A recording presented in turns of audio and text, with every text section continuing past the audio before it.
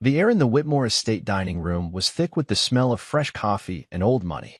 I sat at the long mahogany table, my tie too tight, my hands folded like a kid waiting for permission to speak. Clara was across from me, laughing at something her cousin said, her eyes bright in a way they hadn't been with me in months. Her family filled the room, uncles in tailored blazers, aunts with diamond earrings, all of them trading stories about vacations I'd never been invited to.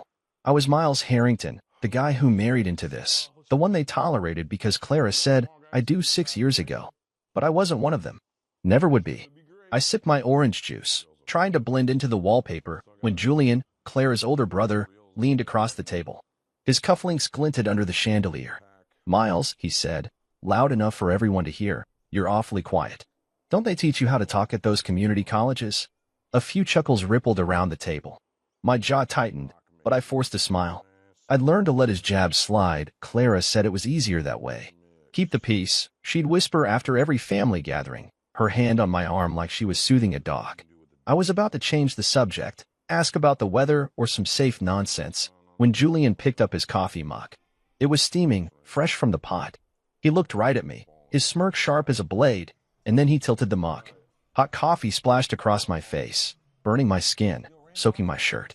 The room went silent. My eyes stung, my cheeks throbbed, and for a second, I couldn't breathe. Julian laughed, a short, cruel bark, and said, "Oops. Clumsy me. I don't remember standing. I don't remember balling my fist. But I remember the crack of my knuckles against his jaw, the way his head snapped back, the way his chair tipped as he hit the floor."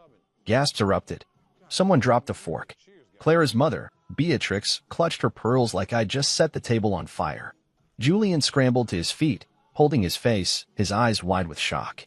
I stood there, my hand throbbing, coffee dripping down my chin, waiting for someone to say something. Anything.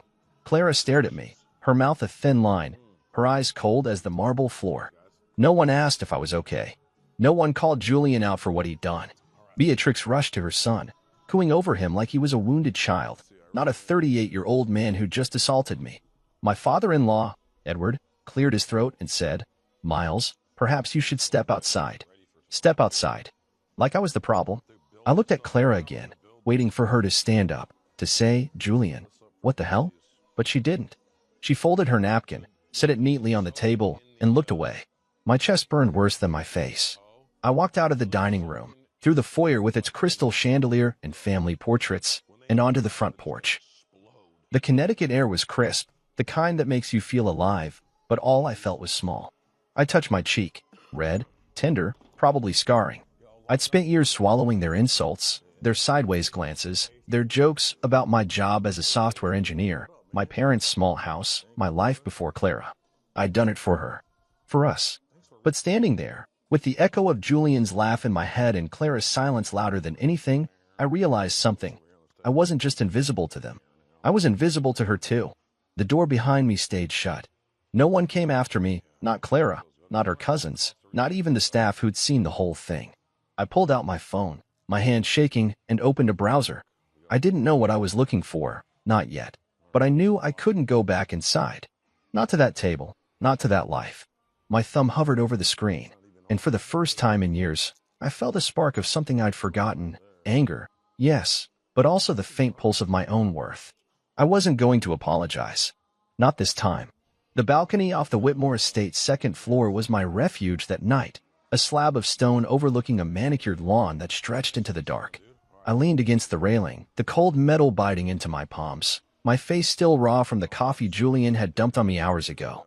Inside, the family was gathered in the drawing room. Clara's laughter floated through the open window, sharp and carefree, mixing with the clink of wine glasses and the low hum of smug voices. They'd moved on like nothing happened, like I hadn't just punched her brother in front of them all, like he hadn't deserved it. My shirt was still damp, sticking to my chest, and every breath stung where the skin on my cheeks had turned pink and tight. I pressed my fingers to it, wincing, wondering if it'd leave a mark I'd have to explain to strangers. Downstairs, after I'd walked out of the dining room, Clara had followed me, not to check on me, but to scold me. She'd stood in the foyer, her arms crossed, her blonde hair perfect even in her anger, and said, "You should take every insult and apologize, Miles. That's how this works. How this works." Like I was a guest who'd broken some sacred rule, not her husband who'd just been humiliated. I'd stared at her, waiting for something sympathy, a flicker of loyalty, but her eyes were hard, her mouth set. He burnt me, Clara, I'd said, my voice low, shaky. He poured hot coffee on my face. She'd sighed, like I was being dramatic, and muttered, Julian's just like that. You know how he is. Then she turned and walked back to them, her heels clicking on the marble, leaving me standing there like a fool. Now, out here in the night air, I replayed it over and over, her words, her dismissal, the way no one had even offered me a towel. My phone buzzed in my pocket. A text from Clara, come back inside. You're making this worse. Worse for who? I didn't reply. I couldn't. My throat was tight, my chest heavier than it had been in years. I'd spent 6 years trying to fit into her world. 6 years of biting my tongue when Julian called me, the help, at Thanksgiving. Of nodding along when Beatrix asked if my parents' house had indoor plumbing. Of pretending I didn't notice Edward's frown every time I spoke. I'd done it because I loved Clara, because I thought she saw me even if they didn't. But tonight, with the burn on my face and her words ringing in my ears, I saw the truth. She didn't see me either. She saw a role I was supposed to play, quiet, agreeable, invisible. I paced the balcony, my shoes scuffing the stone, my mind racing. The anger was still there, hot and alive, but beneath it was something else, disgust, maybe, or exhaustion. I'd shrunk myself for them, for her, until I barely recognized the man I'd become. I thought about my dad, how he'd taught me to stand up straight, to shake hands firm, to look people in the eye. He'd died 3 years ago, and I wondered what he'd say if he saw me now, letting a guy like Julian walk all over me. My mom's voice echoed too. She'd always said, Miles, you're enough. But I hadn't felt enough here, not in this house, not with these people. I stopped pacing and gripped the railing, staring out at the shadows of the trees. Inside, someone turned up the music, soft jazz, the kind they played to pretend they were classy. Clara's laugh cut through again, and it hit me like a punch. They were fine without me. They didn't need me in there, and maybe I didn't need to be. My hand slipped into my pocket, brushing against my wallet. I pulled it out, flipped it open. A few 20s, my driver's license, Clara's emergency credit card she'd given me last year just in case. I'd never used it. Pride, I guess, but now it felt like a lifeline. I didn't have a plan, not really, but the idea of staying here, of going back inside to grovel, made my stomach turn. I grabbed my phone again, ignored Clara's text, and opened the Maps app. The nearest airport was an hour away. I could drive there. I could leave. The thought hit me hard, reckless, wild. Leave? Just like that? No bags, no explanations? My heart pounded, half from fear, half from something I hadn't felt in years, freedom. I glanced back at the window, at the warm light spilling out, at the life I'd been clinging to. Clara's voice floated up again, saying something about dessert. She hadn't come out here. No one had. I was alone, and for the first time, that didn't scare me. It woke me up. I slipped my wallet back into my pocket, took one last look at the estate, the perfectly trimmed hedges, the glowing windows, the world that never wanted me, and made up my mind. I wasn't going back inside. Not tonight, maybe not ever. I walked down the balcony stairs to the driveway where my car sat, a beat-up sedan that stuck out among their BMWs and Teslas. The keys were still in my jacket. I got in, started the engine, and pulled out onto the road. The rearview mirror showed the estate shrinking behind me, and with every mile, the burn on my face hurt a little less. I didn't know where I was going, not yet, but I knew I wasn't staying. Not for her, not for them, not for the man they wanted me to be. The highway stretched out in front of me, a ribbon of asphalt cutting through the Connecticut night, the dashboard clock glowing 11:47 p.m.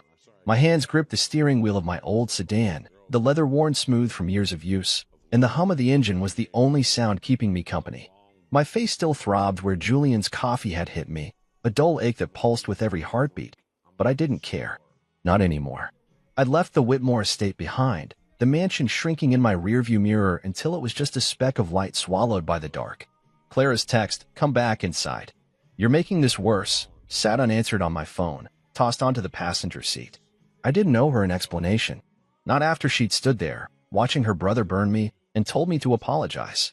The road signs blurred past, Hartford, 20 miles, New York, 87 miles, but I wasn't heading home to our condo.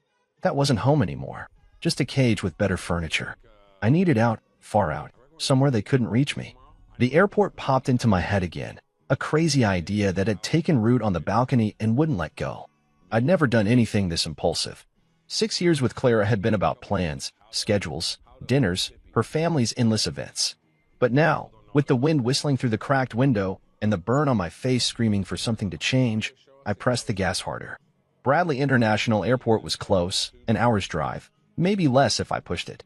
My phone buzzed again, another text, probably Clara, maybe Beatrix this time, ready to lecture me about manners. I didn't look. I turned it off instead, holding the power button until the screen went black. Silence. Real silence. Just me and the road. When I pulled into the airport parking lot, the neon signs buzzed overhead, and the air smelled like jet fuel and rain. I grabbed my wallet and the dead phone, locked the car, and walked toward the terminal. My reflection caught in the glass doors, coffee-stained shirt, red face, hair a mess. I looked like a guy who'd lost it, and maybe I had. Inside, the ticket counter was quiet, just a tired-looking woman in a blue uniform tapping at her computer. "Next flight out," I said, my voice rougher than I meant it to be. She raised an eyebrow. "Anywhere specific?" I shook my head. "International. One way." She clicked a few keys, her eyes flicking to my stained shirt, then back to the screen. "Paris. Leaves in 2 hours. Got a passport?" I nodded, pulling it from my wallet. Clara had insisted I keep it there after a trip to London she dragged me on 2 years ago. "That'll do," I said. She typed some more, asked for the credit card, Clara's emergency one. And I handed it over without a second thought. The machine beeped, the ticket printed, and she slid it across the counter. "Gate 47. Better hurry." I took it, my fingers brushing the paper, and felt a jolt, like this was real, like I was actually doing it. Paris. I'd never been, never even dreamed of it, but it sounded far enough. I turned my phone back on as I walked toward security, just to check the time, and the flood hit, 215 notifications in 5 minutes. Missed calls from Clara, voicemails, texts stacking up like bricks. "Where are you?" "Miles, answer me. This isn't funny." Julian's name popped up too. "You're done, man. I'll sue you for everything you've got." Beatrix left a voicemail, her voice dripping with venom. "Miles, you ungrateful little nobody. How dare you leave like this?" And Clara again. "You're embarrassing us. Come back now." I stood there, the terminal buzzing around me, businessmen with briefcases, families with whining kids, and scrolled through it all. Every message was about them, their pride, their image. Not one asked if I was okay. Not one cared about the burn on my face or the years I'd spent trying to belong. My thumb hovered over the mute button. I pressed it. The buzzing stopped, the screen dimmed, and I shoved the phone into my pocket. Security was quick, shoes off, wallet in the bin, a bored TSA guy waving me through. I grabbed my stuff and headed for gate 47, the ticket crinkling in my hand. The boarding call crackled over the intercom. Flight 618 to Paris Charles de Gaulle, now boarding Group B. That was me. I joined the line, my heart pounding, my mind spinning. Clara's face flashed in my head, her sharp cheekbones, her blue eyes that used to soften when she looked at me. I waited for the guilt to hit, the pull to turn back, to call her and say I was sorry. It didn't come. Instead, I saw Julian's smirk, the coffee hitting my skin, Clara's cold stare. I handed my ticket to the agent, a young guy with a buzz cut who didn't even look at me. "Enjoy your flight," he mumbled. I nodded, stepped onto the jetway, and felt the weight lift, just a little, but enough. The plane was half full, rows of sleepy passengers settling in. I found my seat, 23C, an aisle spot next to a woman already asleep with a scarf over her face. I buckled in, leaned back, and closed my eyes. The engines rumbled, the cabin lights dimmed, and for the first time in hours, I breathed. Paris. A one-way ticket. No plan, no Clara, no Whitmores. Just me, Miles Harrington, 34, burned and bruised, but finally moving. The plane taxied, lifted off, and I didn't look back. Not at the gate, not at the life I'd left. I was gone, and it felt right. The plane touched down in Paris just as the sun peeked over the horizon, painting the sky a soft pink I hadn't seen in years. I stepped off into Charles de Gaulle Airport, my legs stiff from the 7-hour flight, my face still tender from Julian's coffee attack. My shirt was a wrinkled mess, stained brown and smelling faintly of burned beans, but I didn't care. No one here knew me. No one judged me for looking like I'd slept in a ditch. The air was crisp, tinged with the scent of jet fuel and something sweeter, maybe croissants from a nearby kiosk. I had no bags, just my wallet, my dead phone, and a passport I'd barely used. I'd landed in a city where I didn't speak the language, didn't know a soul, and for the first time in forever, that felt like a gift. I wandered through the terminal, past signs I couldn't read, until I found a currency exchange. I swapped the last of my dollars for euros, crisp bills that felt foreign in my hand, and grabbed a coffee from a stand, careful to hold it far from my face this time. The burn on my cheek itched under the fluorescent lights, but I ignored it. I needed a place to crash, somewhere cheap and quiet. So I pulled up an app on my phone, using the airport Wi-Fi since I hadn't turned the data back on. Clara's messages were still there, lurking, but I didn't open them. I booked an Airbnb in the 11th arrondissement, a small studio with a bed, a sink, and a window overlooking a courtyard. The host, a guy named Pierre, said I could check in early. I took a cab from the airport, the driver rattling off French I didn't understand, and watched the city unfold. Narrow streets, stone buildings, people smoking on corners like they had nowhere to be. When I got to the place, it was exactly as promised. Simple, clean, mine for now. I dropped my wallet on the table, kicked off my shoes, and stood by the window, staring at the cobblestones below. No Whitmores, no Clara, no expectations. Just me. That first day, I walked. No map, no plan, just my feet on the ground, the cold biting through my jacket. I found a market near Bastille, stalls piled with bread, cheese, apples redder than any I'd seen back home. I bought a coffee, black, strong, and a baguette, tearing off pieces as I went. The Seine glittered under a gray sky, boats drifting slow and lazy, and I sat on a bench, watching them pass. People moved around me. Old men in berets, kids chasing pigeons, couples arguing in fast French, and I felt invisible in the best way. No one cared about my burned face or my stained shirt. No one knew I'd punched my brother-in-law and walked out on my wife. I could breathe here. By the third day, I'd settled into a rhythm. Coffee in the morning, walks through the city, quiet nights in the studio. I kept my phone off, letting the battery die completely. I didn't want to hear Clara's voice, didn't want Julian's threats or Beatrix's guilt trips. I'd check it eventually, but not yet. That afternoon, I stumbled into a bookstore off a side street, its windows fogged with age, a bell jingling as I pushed the door open. The woman behind the counter looked up, dark hair tied back, glasses perched on her nose, maybe 40. "Bonjour," she said, her voice soft but curious. I nodded, unsure how to respond, and she switched to English. "You're new here?" It wasn't a question. "Yeah," I said, rubbing the back of my neck. "Just landed." She smiled, faint but warm, and introduced herself as Isabelle Marchand, the owner. "You read?" she asked, gesturing to the shelves. "Used to," I admitted. "Not much lately." She walked over, pulled a thin book from a stack, and handed it to me, The Stranger by Camus. "Start with this. It's for people who don't know what they think anymore." I took it, surprised by how right she was. "Camus or Sartre?" she asked, leaning against the counter. "I don't know," I said, flipping the book over in my hands. "Then you'll like both," she replied, and that was that. We talked for a while, nothing deep, just books, the weather, how Paris winters bite harder than you expect. She didn't ask about my past, didn't pry about the red mark on my face that was starting to fade. It was the first real conversation I'd had in days, maybe weeks, that didn't feel like a test. I bought the book, thanked her, and left with a promise to come back.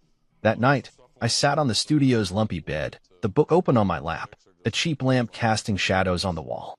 I read the first page, then the second, the words sinking in slow and heavy. Massault, the guy in the story, didn't care what people thought. He just lived, even when it made no sense. I envied that. I'd spent years caring too much, twisting myself into knots for Clara's family, for her approval. And where had it gotten me? Burned and alone, sure, but now I was here, in Paris, with a book in my hands and a city outside that didn't need me to prove anything. I closed the book, set it on the table, and looked out the window again. The courtyard was dark, a cat slinking across the stones, and I felt something shift, not peace, not yet, but a crack in the wall I'd built around myself. Isabelle's voice stuck with me, for people who don't know what they think anymore. That was me, all right. But maybe here, In this city of strangers and first breaths, I could figure it out. One page, one day, one step at a time. Rain tapped against the window of my little Paris studio, a steady rhythm that matched the dull ache in my chest as I sat on the edge of the bed, staring at my phone. It had been dead for days, tucked in a drawer like a bomb I didn't want to touch. I'd been in Paris a week now, settling into this strange new life, coffee in the mornings, walks along the Seine, quiet talks with Isabel at her bookstore. But the silence from my old world couldn't last forever. I knew Clara wouldn't let it. My fingers hesitated over the charger, then plugged it in. The screen lit up, and within seconds, it was chaos, pings and buzzes, a flood of notifications that made my stomach twist. I'd muted them before I left, but now they were back, clawing at me. I sat there, the room dim except for the glow of the phone, and braced myself.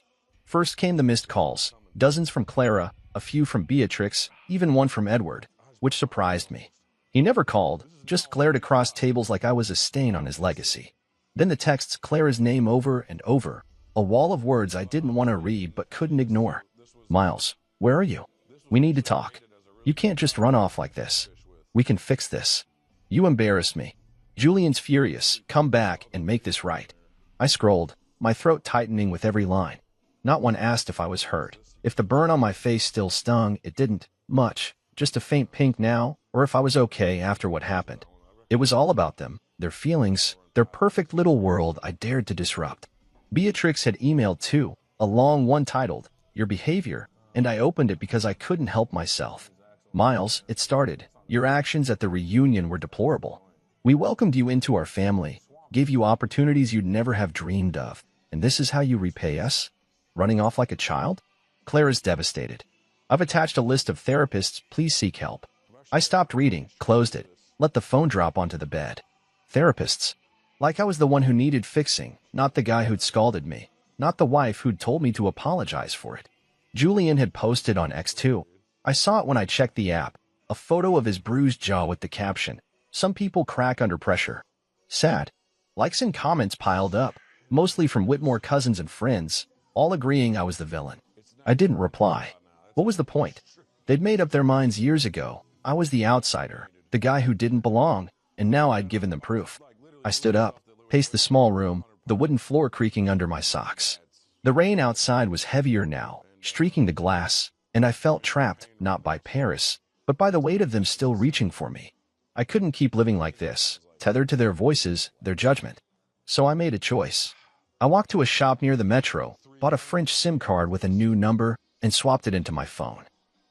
The old one, the American one tied to Clara and the Whitmores, I tossed into a drawer. No more notifications, no more guilt trips.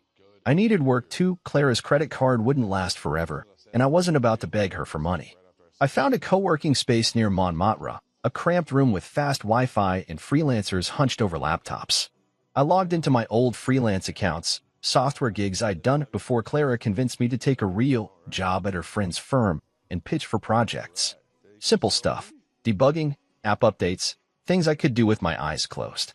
By evening, I had 2 clients, enough to cover rent and food for a while. It wasn't much, but it was mine. That night, I sat by the window, the city lights blurred by the rain, and opened my phone again. The family group chat was still there, years of messages, forced holiday plans, Beatrix's passive-aggressive reminders about dress codes. I stared at it, my thumb hovering, then hit delete. The thread vanished, and with it, a knot in my chest loosened. I didn't need their updates, didn't need to know what Julian thought of my tantrum or how Clara was spinning this to her friends. I was done. The next day, I walked along the canal, the water gray and choppy, the air cold against my face. I stopped at a bridge, leaned on the railing, and watched a boat glide underneath. A guy was fishing nearby, his line bobbing in the current, and he nodded at me like we were old pals. I nodded back. It was small, stupid maybe, but it felt good, better than any Whitmore handshake ever had. I kept walking, past cafes with steamed-up windows, past kids kicking a soccer ball in an alley. I bought a coffee, sat on a bench, and let the city hum around me. My new number buzzed, a client confirming a deadline. No Clara, no Julian, just work, just me. I sipped the coffee, careful not to spill, and thought about Isabel's book, The Stranger, still half-read on my table. Basalt didn't care about pleasing anyone. He just existed. I wasn't there yet, but I could feel it starting, this letting go. Paris didn't need me to be anything but here, and for now, that was enough. I finished the coffee, tossed the cup, and kept walking, the rain a soft drumbeat behind me. A month in Paris had changed me, not in big, loud ways, but in the quiet ones that sneak up on you. I'd gotten used to the rhythm of the city, the clatter of metro trains, the smell of bread wafting from bakeries, the way strangers nodded instead of smiled. My studio in the 11th arrondissement was home now, its creaky bed and chipped sink familiar in a way Clara's polished condo never was. The burn on my face had faded to a faint pink scar, barely noticeable unless you looked close, and I didn't mind it anymore. It was proof I'd survived something.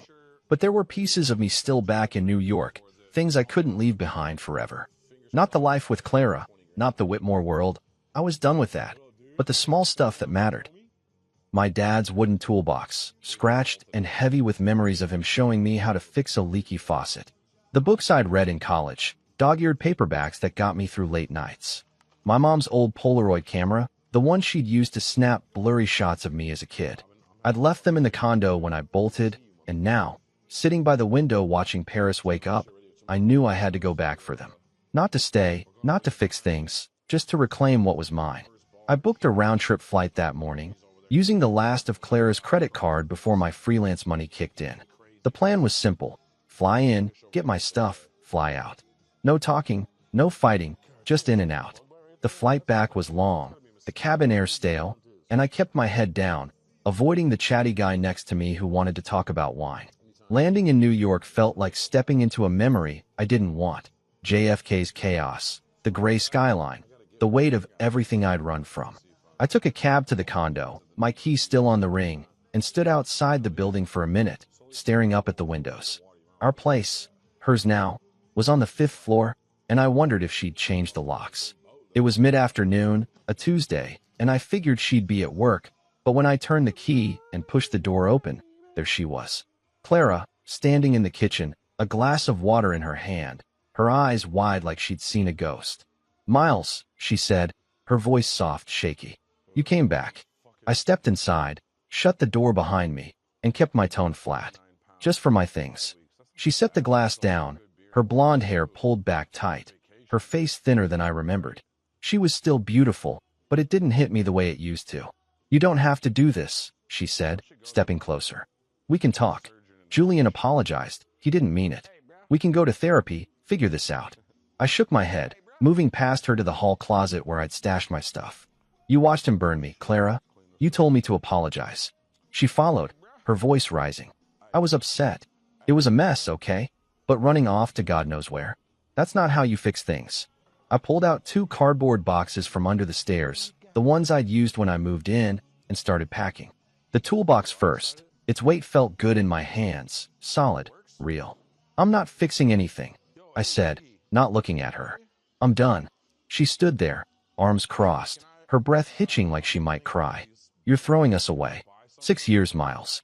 I grabbed the books next, on the road, The Catcher in the Rye, and stacked them in the box. "You threw me away first," I said, my voice steady despite the ache in my chest. "When you picked them over me." She didn't say anything to that, just watched as I found the Polaroid camera on a shelf, its strap tangled, and tucked it in with the rest. The silence was heavy, thicker than the Paris rain, and I could feel her eyes on me, waiting for me to crack. I didn't. I taped the boxes shut, one then the other, and carried them to the door. "I'll send divorce papers," I said, finally meeting her gaze. Her eyes were wet, her mouth open like she wanted to argue, but nothing came out. "Miles," she whispered, "I didn't mean for this." I nodded, not because I agreed, but because it didn't matter anymore. "Take care, Clara." I walked out, the door clicking shut behind me, and hauled the boxes to the cab waiting downstairs. The driver didn't ask questions, just loaded them in the trunk, and I slid into the back seat, the city blurring past as we headed to the airport. My flight back to Paris was that night, and I spent it staring out the window, the Atlantic black below me. When I landed, the familiar chill of Paris hit me, and I took a cab to the studio, dragging the boxes up the narrow stairs. I set them by the bed, opened the toolbox, and ran my fingers over the hammer my dad had used to build our porch. The books smelled like dust and late nights, the camera like my mom's perfume. These were mine, not Clara's, not the Whitmore's, just mine. I sat there, the city quiet outside, and felt a weight settle, not heavy, but grounding. I'd gone back, faced her, and walked away again. No yelling, no begging, just me taking what I needed. For the first time in a long time, I felt like Miles Harrington, not Clara's husband, not the Whitmore punching bag. Just me. Back in Paris, the air felt lighter, like the city had been waiting for me to come home. I'd left the studio in the 11th arrondissement for something better, a small apartment in Belleville, a working-class neighborhood with graffiti on the walls and music spilling from open windows. It was a two-room place above a bakery, with a tiny kitchen, a bed that didn't creak, and a view of the street where old men played chess on folding tables. I'd used my freelance money to pay the deposit, no more leaning on Clara's credit card, and when I carried my 2 boxes from New York up the stairs, it felt like a fresh start. The toolbox, the books, the Polaroid camera, they found spots on a shelf I'd bought from a second-hand shop, and I liked seeing them there, pieces of me that didn't belong to anyone else. A few days after settling in, I stopped by Isabel's bookstore to return the stranger. She was behind the counter, sorting a stack of paperbacks, and looked up with that faint smile of hers. "Finished it?" she asked, taking the book. "Yeah," I said, leaning against the shelf. "Made me think too much." She laughed, a quiet sound, and said, "That's the point." We talked for a while about Camus, about Paris, about how the rain here soaks you to the bone, and then she mentioned her friend Theo, who ran a tech repair shop a few streets over. "He's swamped," she said. "Could use someone good with computers." I perked up. My freelance gigs were steady, but I missed working with my hands, fixing things like my dad taught me. "Think he'd talk to me?" I asked. She nodded, scribbled an address on a scrap of paper, and handed it over. "Tell him I sent you."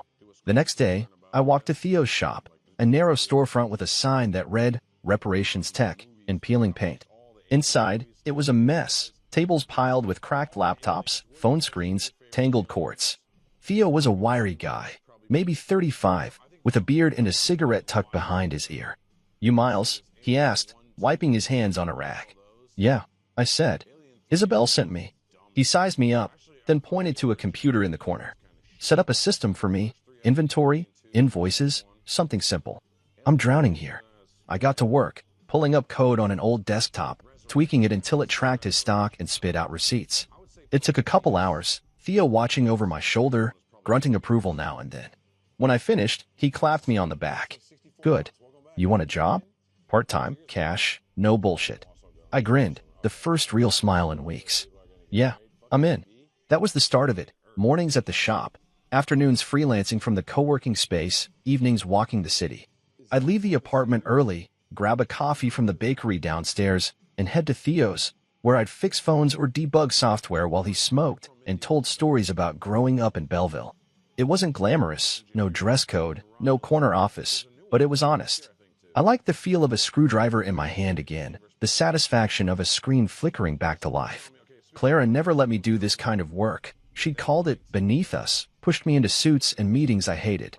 Here, no one cared how I held my coffee cup or if my shoes were polished. One night, after a long day at the shop, I sat at my kitchen table, the window open to let in the cool air. My phone, the new French number, buzzed with a text from Theo. "Beer tomorrow?" I typed back, "Sure." Simple, easy, no strings. I didn't check my old email much anymore, but I opened it that night, just to see. Clara's messages had slowed. "Fewer please, more clipped updates. Lawyer says you need to sign. Mom's still mad." I didn't reply. Her voice was fading, not gone but distant, like a radio station I'd tuned out. I closed the laptop, grabbed my dad's toolbox, and pulled out a wrench, turning it over in my hands. He'd been a mechanic, rough around the edges but good, and I wondered what he'd think of me now halfway across the world, starting over.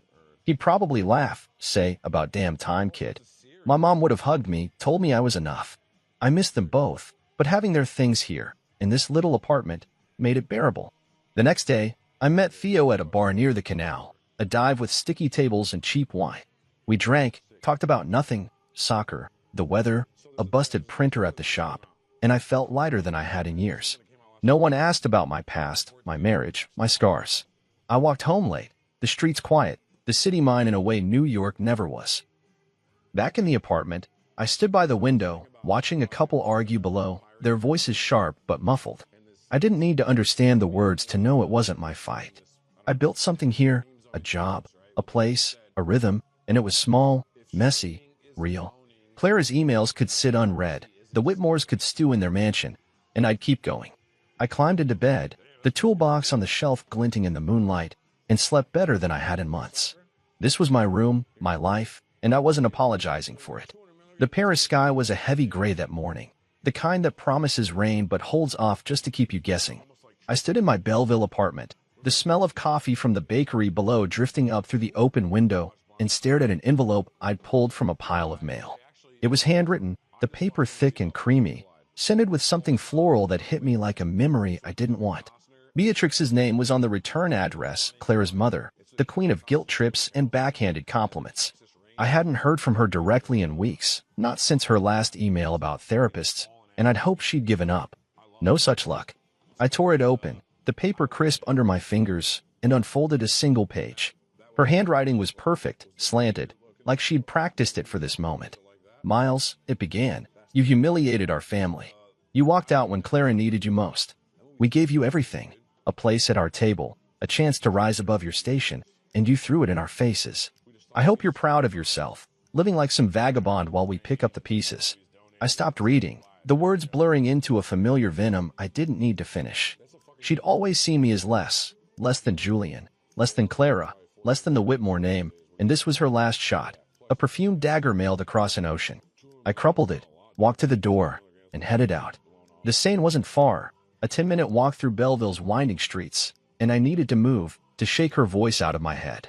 The river was choppy that day, the water slapping against the stone banks, and I stood on a bridge, the letter still balled in my fist.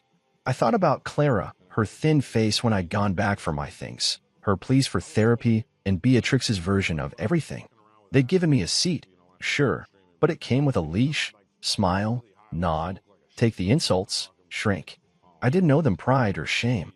I dropped the letter into the water, watched it hit the surface and sink, the ink bleeding into nothing. It felt good, final, like cutting a rope I'd been tangled in too long. That night, I met Theo and Isabel on a rooftop bar near the shop, a place with mismatched chairs and a view of the city's jagged skyline.